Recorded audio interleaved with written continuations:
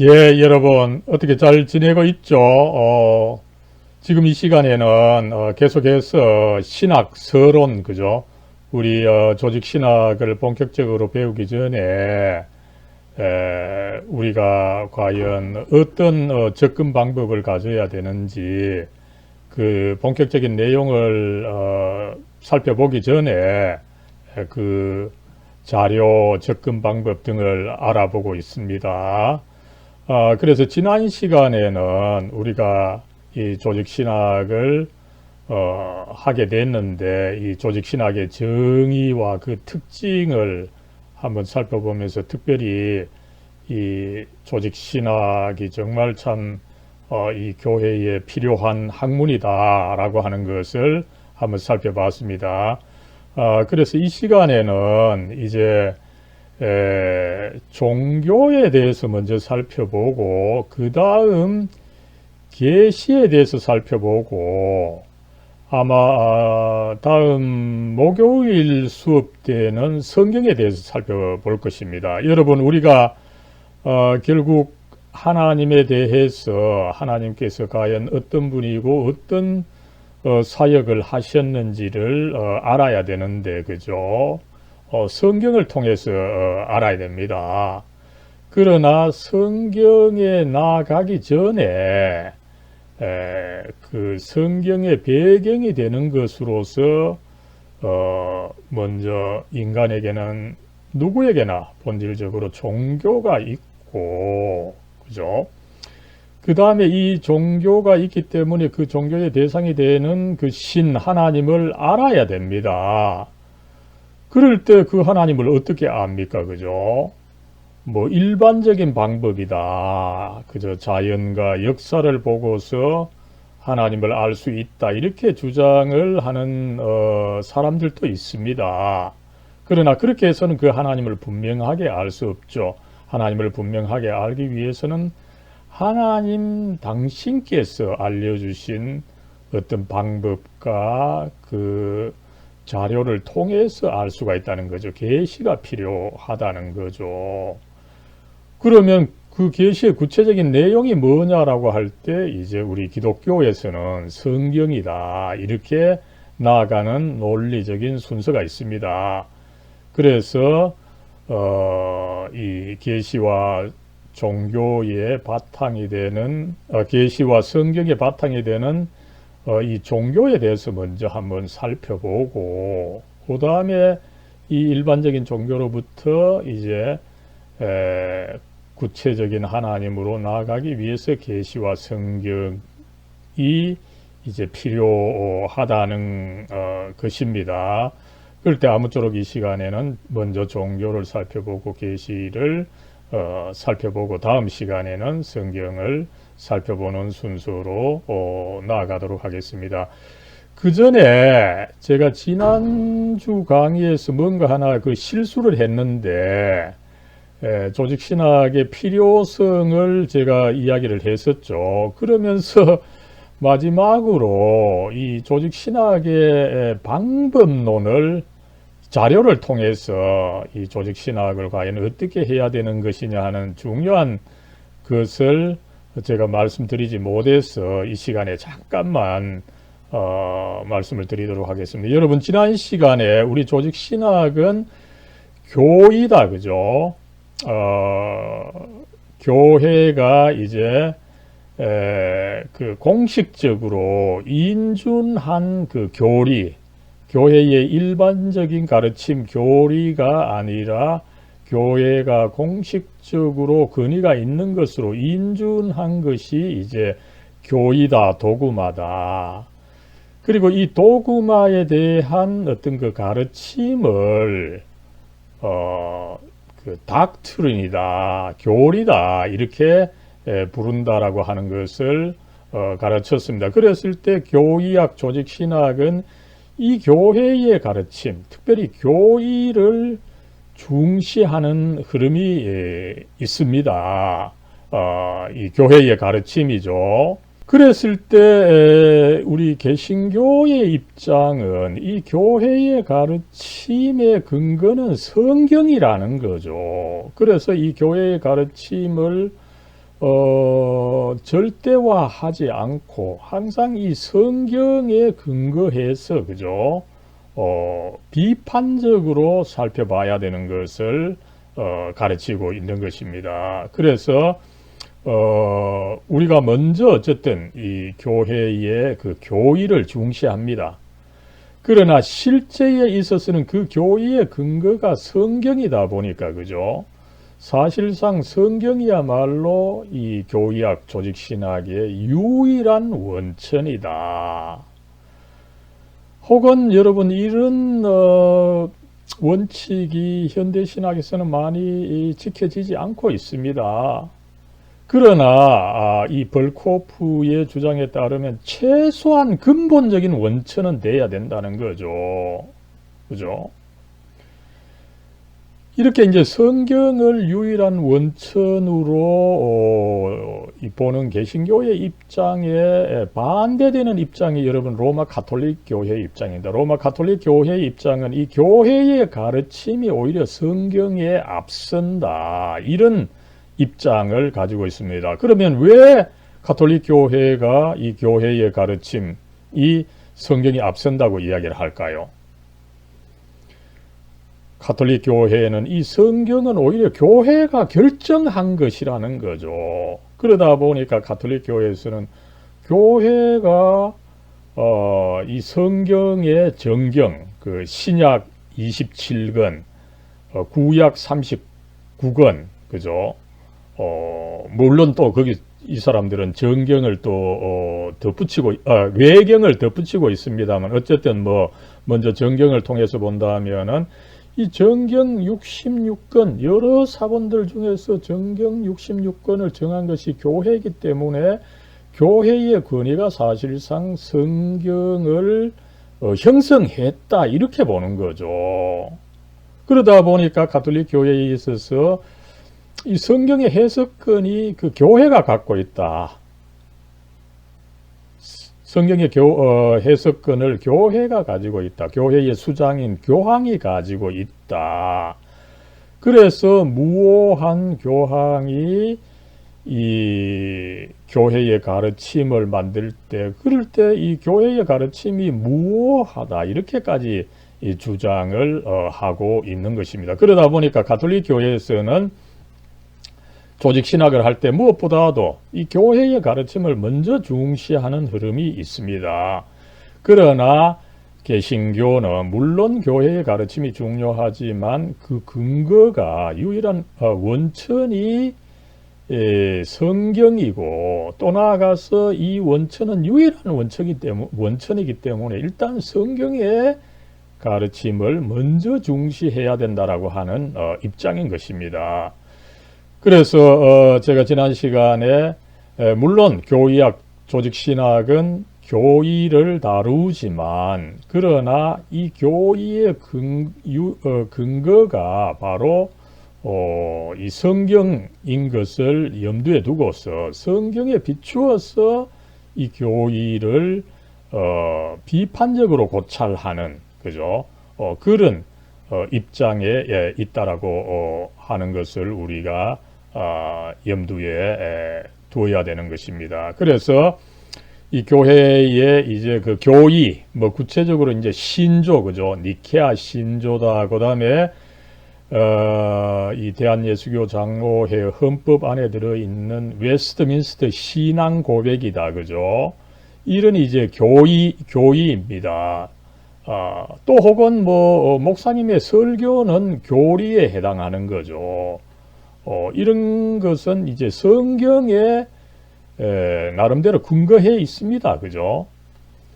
그리고 역사의 필요에 따라 이 제정이 되었습니다. 그죠? 그렇기 때문에 이 신학의 자료가 분명히 됩니다.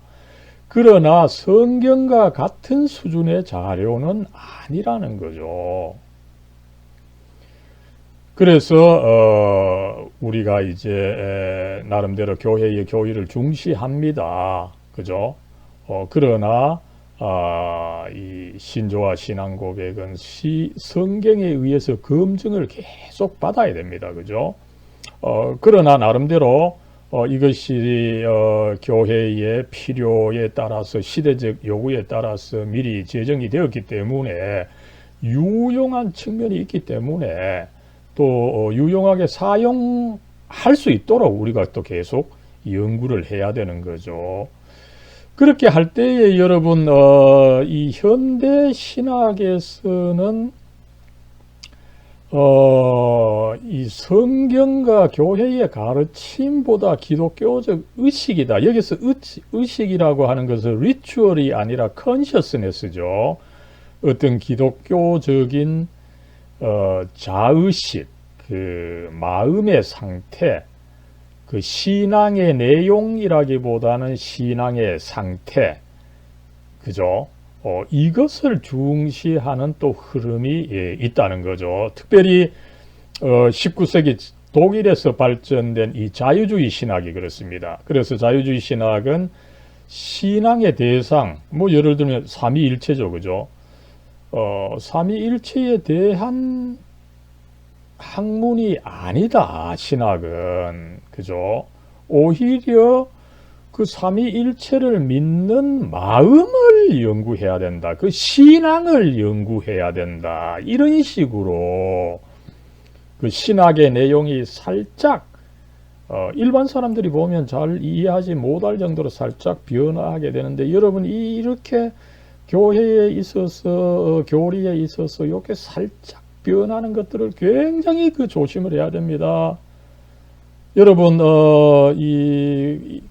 처음에 이 각도가 뭐 한 1도, 2도 정도 벌어지면은 처음에는 잘 모르죠.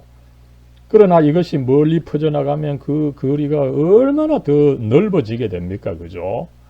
그랬을 때 이제 신학을 하는 사람은 처음에 그 살짝 변하는 거, 그죠? 요런 것들을 굉장히 그 조심스럽게 봐야 되는 것입니다. 그랬을 때 어쨌든 자유주의 신학은 이 신앙의 대상보다는 오히려 그 신앙의 내용을 신앙의 그 상태를 분석하는 것이 중요하다, 이런 입장이 있는데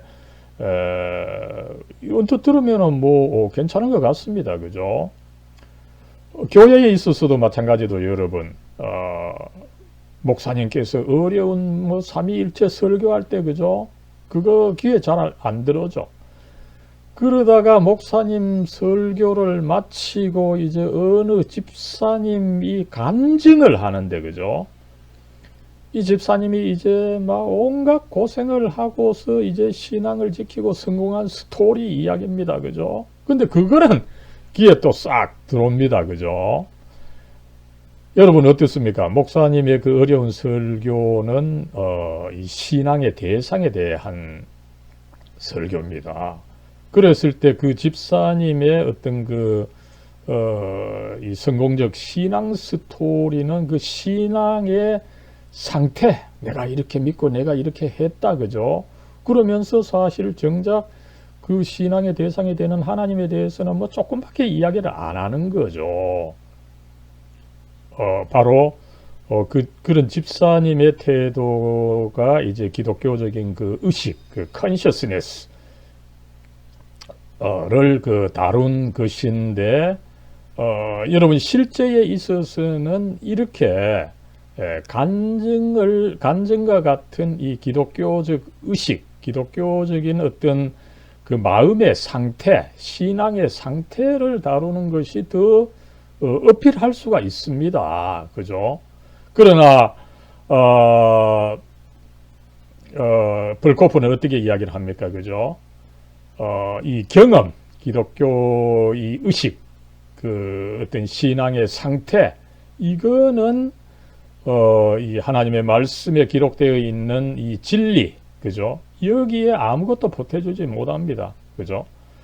반면에 이제 이 진리를 주관적으로 이해할 때의 그 마음의 상태를 잘 드러내는 거죠. 그러다 보니까 그것도 이제 어지간히 뭐 가치는 있다는 것입니다. 그러나 거기에 절대적인 가치를 두어서는 안 된다는 거죠. 그래서 여러분 우리가 개신교 조직 신학을 할 때 정말 주의해야 되는 것은 가톨릭 교회처럼 이 교회의 가르침을 절대화해서도 안 되고, 또 일반 교인처럼 신앙의 상태, 그죠?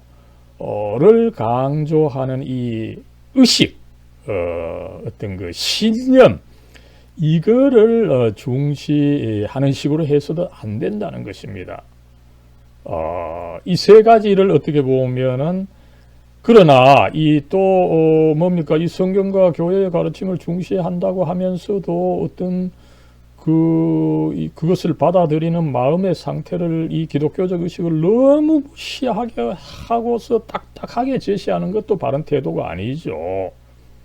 그래서 나름대로 이것도 사실은 필요하지만, 그러나 이 기독교적 의식, 이 신념의 상태를 결코 절대화해서는 안 된다. 그죠? 그래서 우리로서는 먼저 성경을 가장 중시하면서 그 성경의 가르침을 아무렇게 제시해야 되는 것이 아니라 2000년 역사상 교회가 그것을 과연 어떻게 가르쳤느냐, 여기에 이제 도움을 받아서 제시하되, 지금 현재 기독교인이 과연 어떤 상태에 있으므로 현재 기독교인이 받아들일 수 있도록 그들에게 어필할 수 있는 식으로 해서, 그러니까 이 기독교적인 이 의식, 신념의 상태를 우리가 조금 파악해서 거기에 어필할 수 있는 방향으로 제시를 해야 된다는 거죠. 그래서 여러분, 이 조직신학이 어려운 것입니다. 그죠? 성경의 내용 하나 하기도 어려운데, 그죠? 거기에 이제 교회의 가르침을 또 본받아야 되고, 그것을 제시할 때 또 현대인의 그 신념의 상태에 어필하도록 한다라고 하는 거, 이거는 참 쉽지 않은 일입니다. 그러나 기독교 진리를 제대로 제시하기 위해서는 이와 같은 이 성경을 중시하면서도 다른 한편으로 교회의 가르침도 중시하고, 또 기독교적인 이 신념도 중시를 하는 식으로 나아가야 된다라고 하는 것을 한번 말씀을 드립니다. 예, 이제 그 종교를 한번 살펴보죠. 우리가 이제 기독교를 다루게 됩니다만은, 기독교가 이제 계시, 또 계시의 내용으로서 성경을 통하여 알려집니다. 그러나 그 근저에 있어서는 인류가 함께 가지고 있는 종교로부터 시작한다. 그래서 벌코프는 먼저 종교를 조금 이해하는 것이 필요하다. 그래서 제 1장에 종교를 제시했습니다만, 저는 이제 이 조직신학의 정의를 1장으로 제시하다 보니까 이것이 이제 하나 밀린 것을 알 수가 있죠. 종교는 뭡니까? 그죠? 인간이 하나님과 맺고 있는 관계입니다. 그러나 여기서 하나님은 아직 그 구체적인 하나님이라기보다는 일반적인 하나님입니다. 그죠? 그랬을 때 이제 성경에 보면은 이 종교에 대한 묘사를 여러 가지 단어로 설명하고 있는데, 그 대표적인 것 중에 하나가 이제 여호와를 경외한다는 것이죠. 좀 두려워하는 것인데, 여러분, 이 두려워하는 것이 뭐 노예처럼 두려워하는 것이 아니라, 아이들이 그 부모님에 대해서 두려워하면서도 어떤 그 부모님이 나를 사랑하신다, 이것을 알고 자유를 가지는 그런 상태라는 거죠. 여러분, 잠언 1장 7절이 뭡니까? 여호와를 경외하는 것이 지식의 근본이다, 지혜의 근본이다. 이것을 이제 가르치면서 중시한 것을 우리가 알 수가 있죠. 그리고 이제 신약 성경에서는 그것을 믿음이다, 이 경건이다, 그죠? godliness, 공경이다, 이런 그 단어로 표현하고 있는 것을 알 수가 있습니다. 그랬을 때 벌코프는 이 종교에서 이 두 가지 측면을 이야기를 하고 있습니다. 먼저 인간이 그 하나님을 향해서는 어떻습니까? 하나님의 절대적 위엄과 무한한 권능을 의식을 하고 그 경외심을 갖게 되는 거죠. 그리고 자신을 향해서는 어떻습니까? 그 전능하신 하나님, 전지하신 하나님에 비해서 나는 정말 하찮은 존재다. 그죠? 하나님은 영원하시고 나는 시간 불과 80년, 90년 연한이 정해져 있는 존재다. 무능하다. 이런 것을 자각할 때 그것이 이제 그 종교다. 이렇게 벌크프는 정의를 하고 있습니다. 여러분, 제 그 강의록에 개론이다. 아니면 어떨 때는 개론 없이 이렇게 숫자가 나와 있는 경우가 있는데, 이럴 때는 제가 그 벌코프 조직신학 개론 책을 그 17쪽에 있는 이 말을 그 인용한 것이다. 인용 부호가 그 분명히 붙어져 있죠. 여러분 이 그림 그죠? 한번 본 적이 있을 겁니다. 이 그림에서 가장 중요한 것이 이 전체 중앙에 있는 이 대상이죠. 여러분 이것이 뭔지 압니까? 우리가 종교를 다룰 때, 세계 종교를 다룰 때 분명히 다루게 되는 것이고, 그래서 워낙 유명한 것이다 보니까 아마 여러분들 알고 있겠지만은, 이것이 이제 카바라고 하는 것입니다. 카바. 그죠? 큐브라는 말입니다. 이 사각형 어떤 그 구조물이다. 이 말이죠. 그랬을 때 이것은 이제 사우디아라비아 메카죠. 그죠? 이 이슬람의 어떤 그 뿌리가 되는 이 메카라는 도시입니다. 여기에 이제 그랜드 모스크, 대모스크 이 성전의 중앙에 위치해 있는 이 사각형 구조물을 이제 카바다, 큐브다 이렇게 이제 이야기를 하고 있는데 이 검은 천으로 둘러싸여 있는데 그죠? 이제 이것을 중심으로 매년 이제 그 하지라고 하죠. 저쪽 말로 이슬람 말로 하지인데 이 순례입니다. 그죠? 메카 순례의 시기에 거의 매년 200만 명 그죠? 여기도 지금 이 1층에 이 복도 난간을 비롯해서 전체에 거의 한 100만 명 그죠? 그 다음에 또 그 2층, 3층, 그 다음에 심지어 여기 들어오지 못한 사람은 바깥에 그죠? 엄청나게 이렇게 모여서 이 카바를 중심으로 해서 시계 반대 방향으로 7번 돈다는 이야기가 있죠. 근데 어쨌든 이 카바가 있는데 이 카바 안에 여러분 뭐가 있는지 압니까? 도대체 이 안에 어떤 신성한 물건이 있기에 이렇게 많은 이슬람 교도들이 매년 모여서 이 순례 행사를 하게 되느냐, 그죠?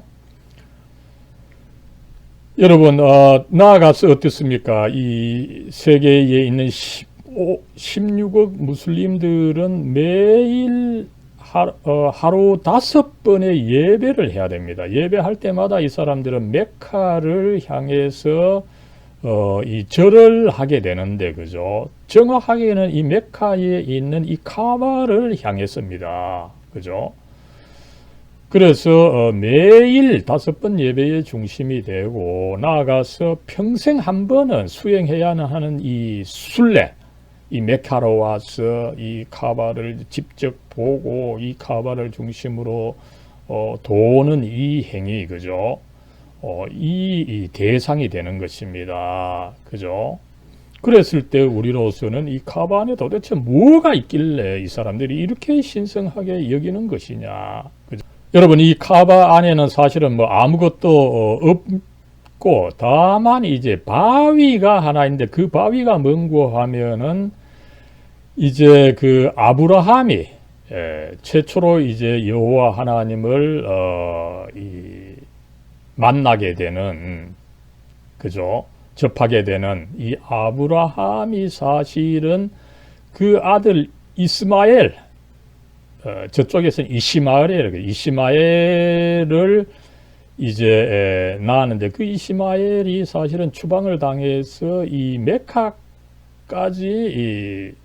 그 메카, 그 사우디아라비아 그쪽 주변에 왔다는 거죠. 거기에 왔을 때 이제 아브라함과 이시마엘이 함께 하나님을 처음으로 접하게 됐을 때, 그때 그 바위를 이 안에 모시고 있는 것입니다. 그러니까 이슬람 교도들은 뭡니까? 그 아브라함과 자기네들의 조상 이스마엘이 그 처음 만났던 그 하나님의 임재를 나름대로 담고 있고, 그것을 재현하는 이 바위, 하나님의 임재가 있다라고 믿는 그 바위, 그것이 가장 그 신성하고 중요하다는 거죠. 그죠? 여러분, 이것이야말로 어쨌든 뭐 이들의 종교가 뭐 원칙적으로 뭐 바른 것이냐 틀린 것이냐, 그 논의는 둘째로 하고,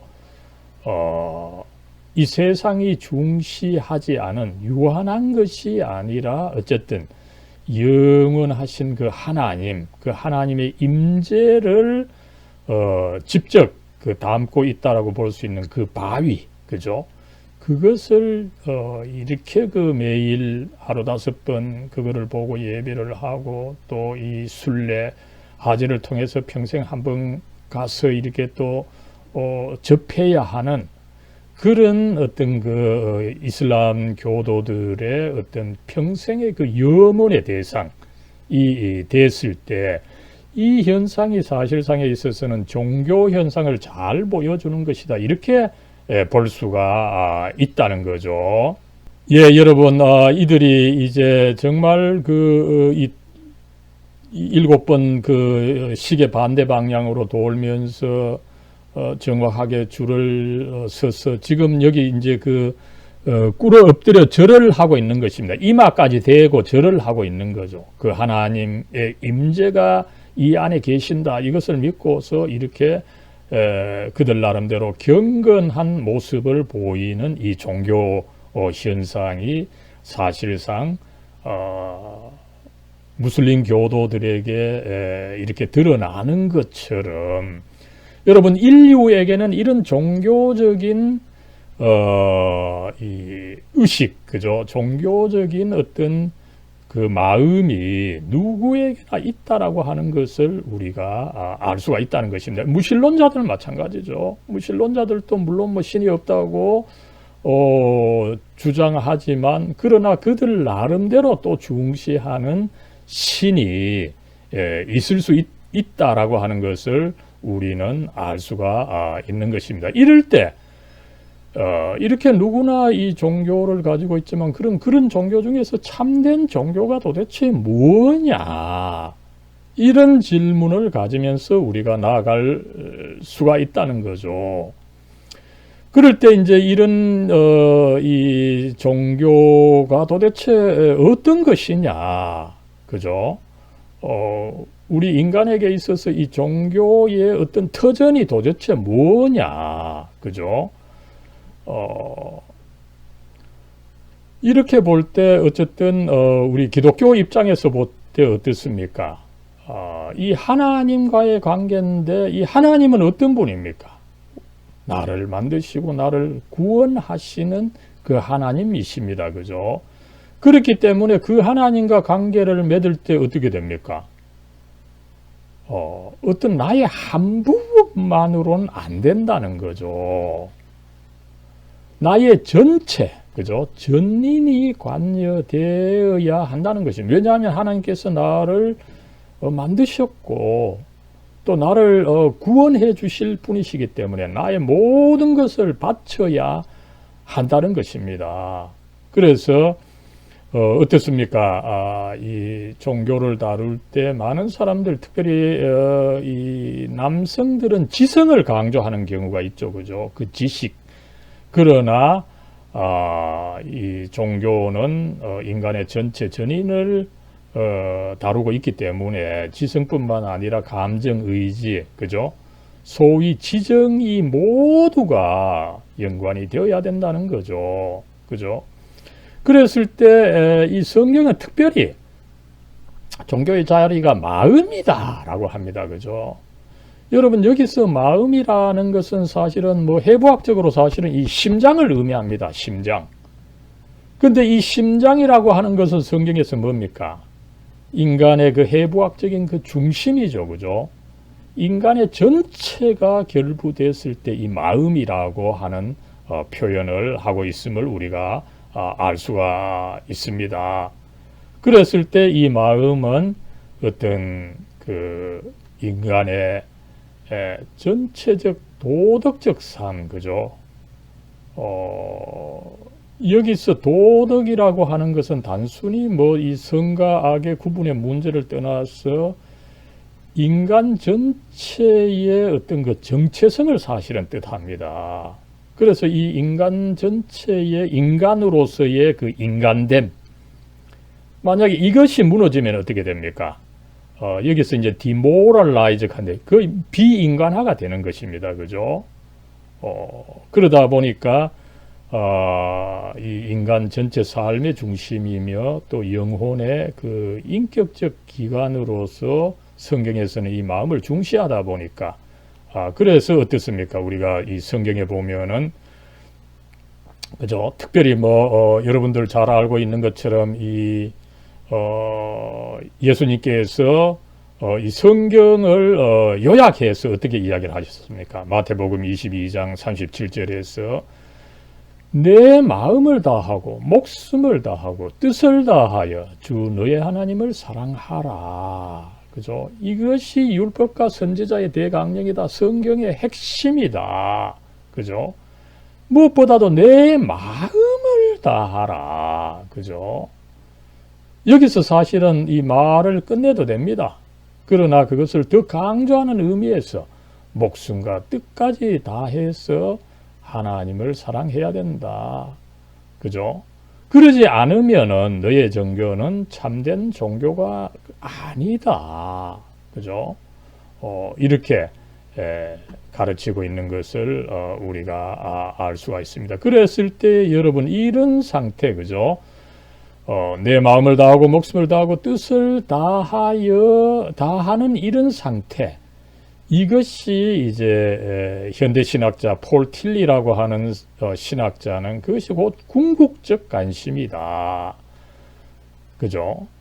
그랬을 때 이제 그럼 참된 종교가 뭐냐? 바로 이 궁극적 관심의 대상이 되어야 한다는 거죠. 그죠? 여러분 어떻습니까? 우리가 사실은 우상을 섬긴다면은, 그죠?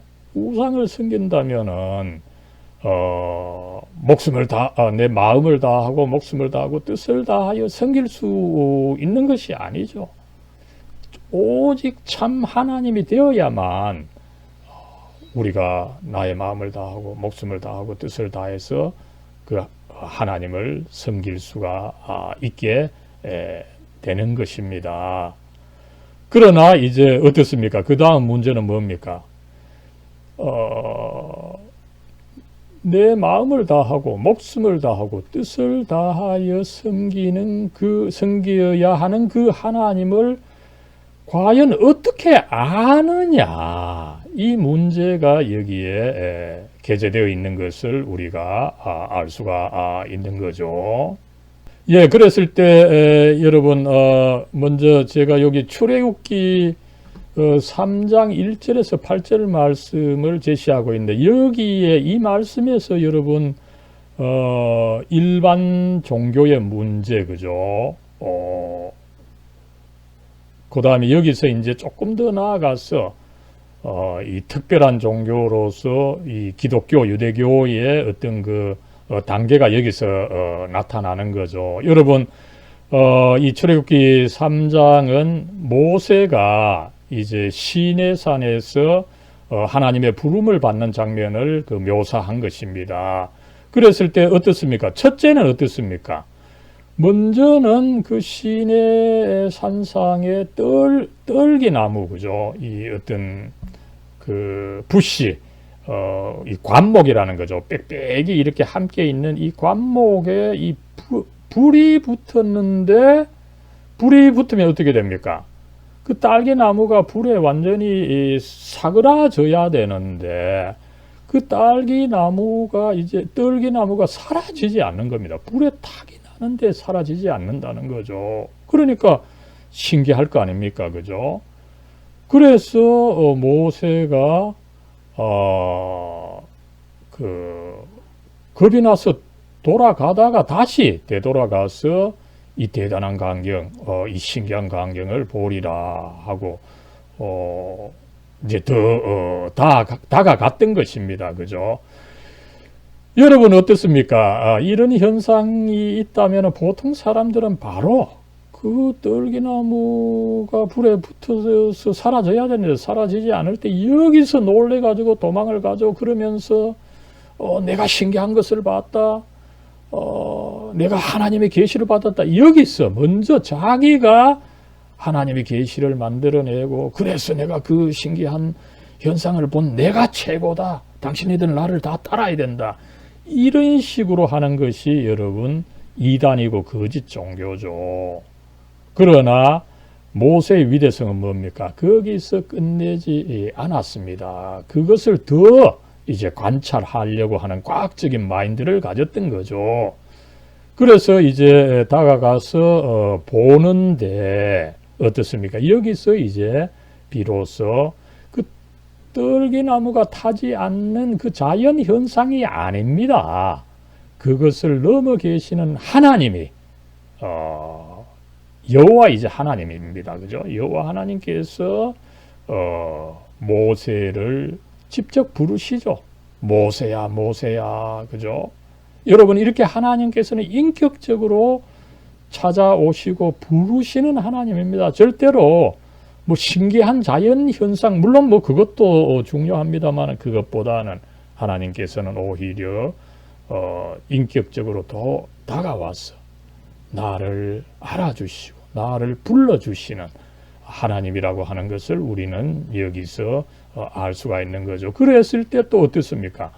하나님께서는 이리로 가까이 오지 마라. 네가 선 곳은 거룩한 땅이니 내 발에서 신을 벗으라. 여기서 또 이분 또 중요하죠. 나는 하나님이고 나는 영원하신 하나님이고 너는 유한한 인간이다. 우리는 서로 같지 않다. 너는 다만 나의 도구에 불과하다. 이런 선언을 하나님께서 해 주심으로 해서 하나님께서 그 모세를 오히려 높이지 않으시는 것을 우리가 알 수가 있는 거죠. 그래서 여러분 이스라엘 역사에 있어서 모세야말로 뭐 김일성보다 100배 훌륭한 분이죠. 그러나 절대로 북한의 김씨 왕조처럼 그렇게 신격화하지 않는 전통이 있는 것을 우리가 알 수가 있고 그 측면을 여기서 우리는 볼 수가 있는 것입니다. 그러면서 이제 그 하나님 당신께서 누구인지를 알려주시죠. 그죠? 모세는 아직까지 그 하나님 자기를 불러주시고 이렇게 만나주시지만 아직까지 그 하나님이 누군지를 몰랐어요. 그랬을 때 하나님 당신께서 나는 내 조상의 하나님이다. 아브라함의 하나님, 이삭의 하나님, 야곱의 하나님이다. 그죠? 이렇게 이제 할 때에 모세는 어떻습니까? 이 하나님 배없는 것을 두려워해서 그죠? 얼굴을 이렇게 가리고 있었다. 그만큼 하나님께서 거룩하신 분이고 나는 참 천한 존재다. 이것을 느끼는 종교의 상태를 여기서 모세가 또 잘 보여주고 있는 거죠. 그러면서 여러분 하나님께서는 어떤 사명을 주십니다. 여러분, 하나님께서 우리를 부르실 때 그저 네 좋다, 네 사랑한다 이것으로 끝내는 것이 아닙니다. 분명히 그 시대에 필요한 일을 알려주시고 그 사명을 주신다는 것을 알 수가 있는 거죠. 에집트에 있는 이 백성의 이 고통을 내가 분명히 보았다, 분명히 안다, 그죠? 그래서 그들의 부르짖음을 내가 그 기도를 들었다, 그죠? 그래서 너를 보내서 이 이스라엘 사람들을 이집트인으로부터 구원하겠다, 이런 분명한 그 사명을 주시는 것을 알 수가 있습니다. 여기서 여러분 우리는 일반 종교와 특별 종교의 그 차이를 볼 수 있는 거죠. 일반 종교는 뭡니까? 대부분 이거 어떤 그 자연 현상, 어떤 그 특별한 일반 현상입니다. 그죠? 일반 현상이고, 그 일반 현상을 오히려, 이 사람이 그거를 중시하면서, 그러면서 자기를 높이는 것이 있습니다. 그러나 여기에 반해서 참된 종교는 뭡니까? 분명히 이제 우리를 인격적으로 만나 주시지만, 그러나 하나님과 나는 그 차이가 있다는 것을 알려주시고, 그리고 그 하나님은 또 뭐 너무 또 알려지지 않는 그런 하나님이 아니라는 거예요. 이미 우리에게 알려져 있는 그 조상의 하나님이다. 그죠?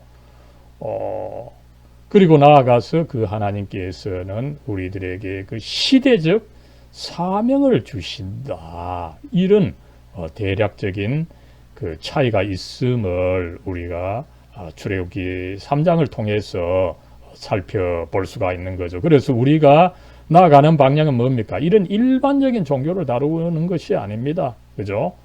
이런 특별한 종교, 바로 나의 마음과 나의 몸과 뜻을 다 바쳐서 사랑할 수 있는 그 하나님, 그죠? 으로 이제 나아가는 길을 가게 되는 거죠.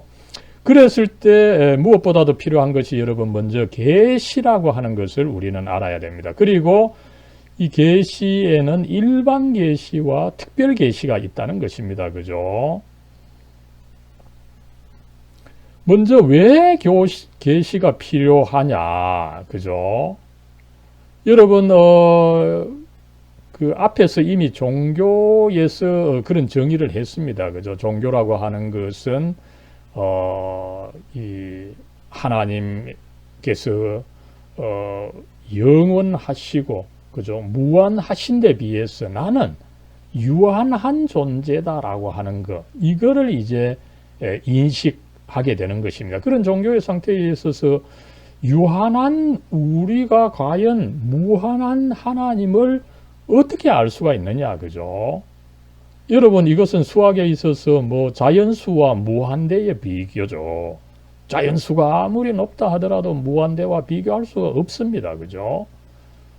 그랬을 때 유한한 우리가 무한하신 하나님을 알려면은 이 하나님 당신께서 우리에게 그 당신 자신을 알려주셔야, 그 열어주셔야 우리가 하나님을 알고 또 나아가서 바로 예배하고 바로 그 사귐을 가질 수가 있다라고 하는 것이죠.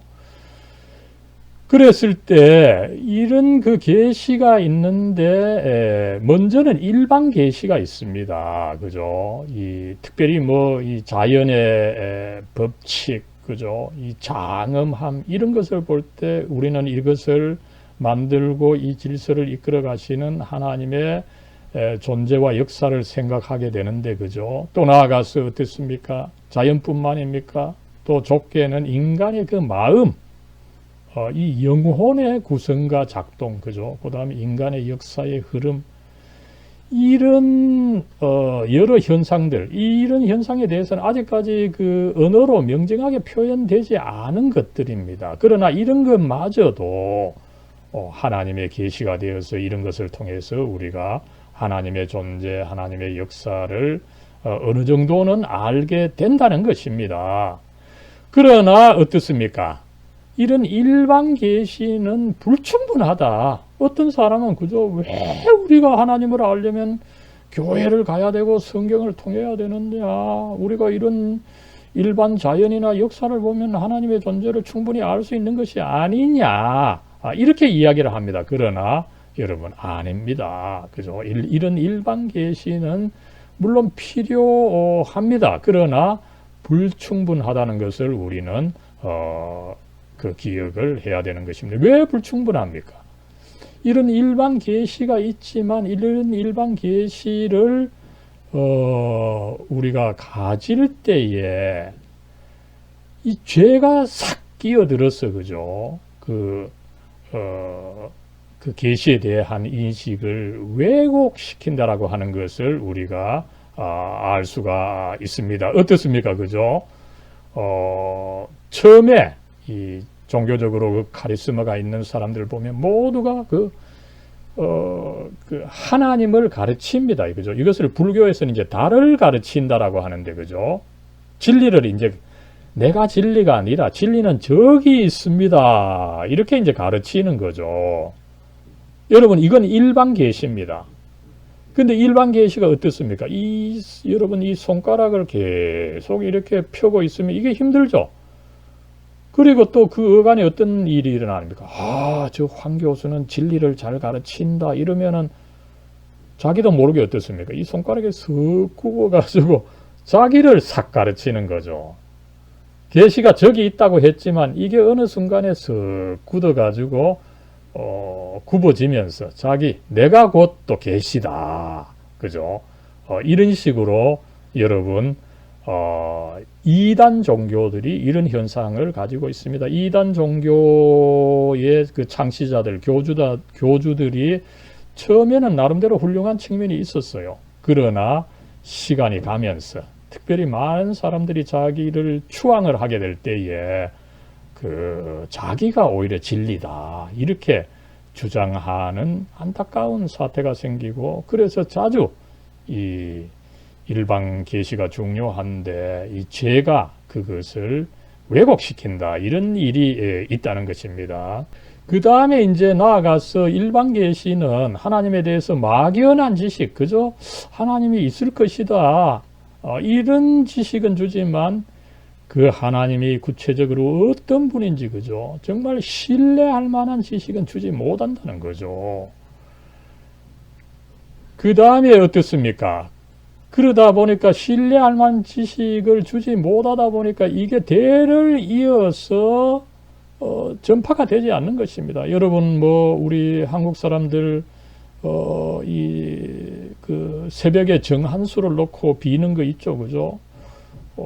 옛날 우리 할아버지 할머니들이 그랬습니다. 그러나 나에게 전파되지 않는 것은 뭡니까? 그 할아버지 할머니가 그 정한수를 떠놓고 빌던 그 대상이 누군지 이걸 분명하게 가르쳐 줄 수도 없고 또 가르쳐 주지도 못했기 때문에 결국은 계속 존재하기가 어렵다는 것입니다. 그리고 이제 그렇기 때문에 일반 계시는 하나님께서 막연히 존재한다는 것만 알려줄 뿐이지, 그죠? 그 하나님이 구체적으로 어떤 분인지에 대해서는 알려주지 못하기 때문에 기독교 신앙을 위한 토대로서도 불충분하다. 그러나 그럼에도 불구하고 이 벌코프를 비롯해서 세계 신학자들은 일반 계시는 물론 이 불충분하지만 나름대로 그 중요한 측면이 있다, 그죠? 나름대로 이 하나님을 아직 알지 못하는 사람들에게 가르칠 때 이 일반 계시를 나름대로 활용할 수가 있다는 것을 우리는 알 수가 있는 것입니다. 여러분, 시편 이 사도행전 17장의 말씀 한번 보시고요, 그죠? 17장 22절에서 28절 말씀, 여기서도 이제 일반 계시가 나름대로 있을 수 있음을 사도 바울이 이야기하고 있는 부분이죠. 그 다음에 로마서 1장 19절에서 1절도 마찬가지입니다. 그죠? 여기서도 나름대로 이 사람들이 일반 계시를 통해서 하나님을 알 수 있기 때문에, 그죠? 그들이 하나님께서 나에게 알려주지 않아서 내가 하나님을 알지 못했습니다. 이런 변명을, 핑계를 하지 못한다라고 하는 것을 사도 바울이 분명히 말하고 있죠. 그래서 이렇게 이제 하나님을 알매 있어서 일반 계시는 불충분하다 보니까 하나님을 분명히 알 수 있는 방법이 바로 특별 계시다. 그죠? 하나님께서 이제 당신 자신을 알려 주십니다. 그죠? 모세를 불러서 당신이 조상들의 하나님이고 또 모세에게 그 시대적 과제를 주시는 이 하나님인 것을 보여주신 것을 우리가 한번 살펴봤습니다. 그죠? 그래서 이 당신 자신의 말씀과 행위입니다. 그죠? 그 여호와 하나님께서 그저 자연 현상만이 아니라 모세야 모세야 분명히 부르고, 그리고 나는 내 조상의 하나님이다. 아브라함의 하나님이다. 그리고 내게 또 특별한 그 사명을 준다. 그죠? 이렇게 하나님 당신 자신의 말씀과 행위를 명징한 말로 알려주실 때에 이것이 바로 특별 계시다. 그죠? 그럼 이 특별 계시의 내용은 뭐냐? 우리 기독교에서는 바로 성경이다. 그러면 이 성경이 과연 어떻게 특별 계시가 되느냐 하는 것은 다음 시간에 살펴볼 수가 보고자 볼 것입니다. 그럴 때 여기서 생각해야 되는 것은 하나님께서 이 특별 계시를 주실 때에 왜 이 언어로 주느냐, 그죠? 다른 돌이나 막대기, 그죠? 오히려 이제 그 앞에서 우리가 이슬람 교도들의 그 카바를 봤습니다. 카바를 중심으로 본다면 어떻습니까? 굉장히 이슬람에서는 오히려 언어가 아니라 그 어떤 물질적인 증거, 그죠? 이것을 강조하는 것을 우리가 볼 수가 있습니다만은, 그러나 이 유대교 기독교의 그 하나님은 오히려 이 스피치, 그죠? 이 죽어 있는 말이 아닙니다. 직접 해 주신 말씀으로서 이제 계시를 주셨는데, 이 말이 어떤 성격을 갖고 있습니까? 바로 이 창조의 근원이죠. 무엇을 있게 만드는 것이 바로 이 말입니다. 언어입니다. 그죠? 그래서 태초에 말씀이 계시니라. 이 말씀이 그렇게 중요하기 때문에 이 말씀을 통해서 하나님께서 당신의 그 특별 계시를 주신다라고 하는 것을 알 수가 있는 것입니다. 그래서 어떻습니까? 물론 그죠? 하나님께서 단순히 말로만 다 끝내는 것이 아니죠. 그 행동을 하십니다. 그죠? 삼위일체적 행동을 하시는 거죠. 성부께서 창조하시고 성자께서 구원하시고 성령께서 이 성화를 이루어 나가시는 이런 행위를 이끌어 가십니다. 그러나 이 행동 자체만 하실 뿐만 아니라 이 행동을 분명한 말씀으로서 알려주시는 거죠. 알려주시고 또 뭡니까? 그 과거 몇몇에게만 알려주신 것이 아니죠. 그랬다면 아마 기독교가 존속하지 못했을 것입니다. 분명한 말씀으로 알려주셨고 이를 기록해서, 그죠? 또 나아가서 성경이 결집되게 하시고 보존하게 하셔서, 그죠? 만세 전 인류에게 계속해서 알게 해 주시기 위해서 이 특별 계시가 말로 쓰여졌고 그것이 성경으로 구체화되어서 오늘날까지 만인이 그 하나님을 그 말씀을 통해서 알게 해 주시고, 그래서 우리 역시 이 말씀을 통해서 하나님을 알게 해 주셨다. 그래서 이 특별 계시가 특별히 그 말로 이루어지고 이것이 성경으로 결집이 되고 보존이 되어서 우리들에게 전해졌다라고 하는 것이 중요하다는 것을 우리는 한번 살펴볼 수 있겠습니다. 여러분, 아무쪼록 이 시간에는 이제 이 조직신학, 교의학의 내용으로서 이 하나님, 그죠? 이 삼위일체 하나님에 대해서 다루게 될 겁니다. 그럴 때에 우리는 먼저 그 하나님을 다루게 되는 그 방법을 그 서론적으로 좀 고찰을 하고 있죠. 그래서 이 조직신학이 뭐고, 또 나아가서 이제 조직신학을 하면서 그 하나님의 행위를 이제 우리가 그 알고자 할 때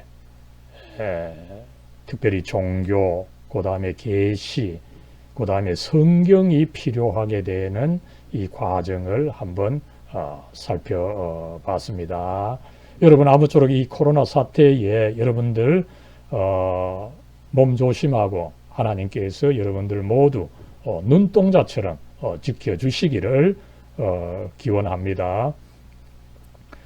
사랑과 은혜로 충만하신 하나님, 이 시간 저희들 참 코로나 사태로 인해서 답답한 상황이지만 그럼에도 불구하고 이렇게 함께 이 전파를 통해서 서로 연결되어서 공부할 수 있는 귀중한 시간 주시니 감사합니다. 이번 학기에 저희들 이 조직신학 개론을 통해서 하나님 당신께서 누구신지, 과연 우리와 또 인류를 위해서 어떤 일을 하셨는지를 배우고자 합니다.